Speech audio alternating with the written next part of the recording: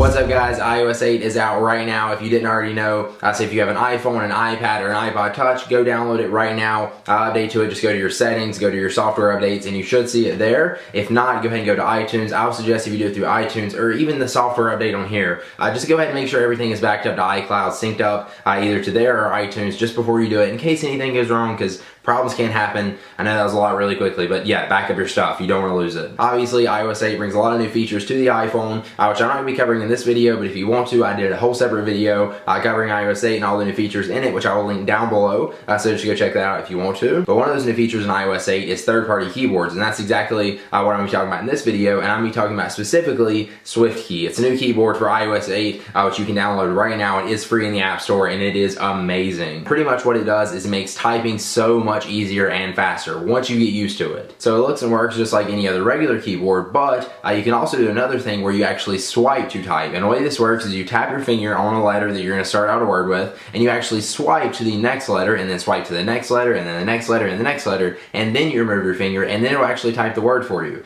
So it's swipe typing. It's actually super fast once you get used to it. It feels really weird at first, but you can type words, as you see, so much faster. Like, you pretty much just get to where you know exactly where to swipe your finger to. And when you're swiping a word there at the end, when you take your finger off, it actually puts a space there right after it for you, so you only actually have to hit the space bar. It does it automatically, puts the space, and you can just go on to swiping the next word. It also, of course, has autocorrect, so if you're just typing normally and you're typing quickly and you miss a letter here and there, it'll also correct the words for you. And the cool thing is, it's actually really smart, and it can tell where you're trying to swipe to, so you don't actually have to be exactly right. It'll just learn how you type, the words you say, how you spell them, and eventually it'll know exactly where you're trying to swipe, even if you didn't swipe to the right spot. Now, to actually get Swiftkey set up, or really any third-party keyboard, is pretty much the same way. You got to go into your settings once it's downloaded, then you're going to go to General, then you're going to go to Keyboard, Keyboard again, or actually Keyboards, and then you're going to add a new keyboard, and you're just going to select Swiftkey right there, go ahead and add it. Now, once you have the Swiftkey keyboard installed and selected, go ahead and tap on it, and go into the settings, and you're going to allow full access to the keyboard, so that way it can do its thing. Now, when you actually download Swiftkey, it's not just in your settings, it does install an app, which you can open up, and you can see your Swiftkey cloud settings, where you can connect it to Facebook or Google+,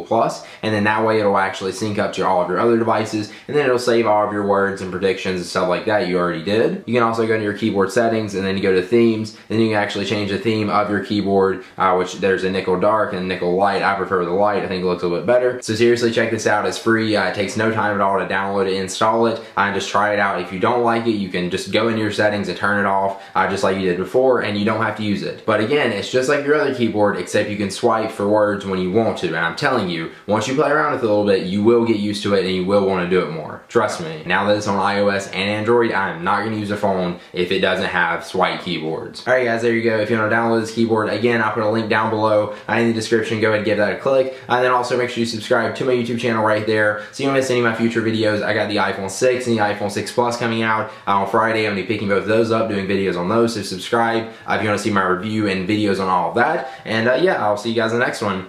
Peace.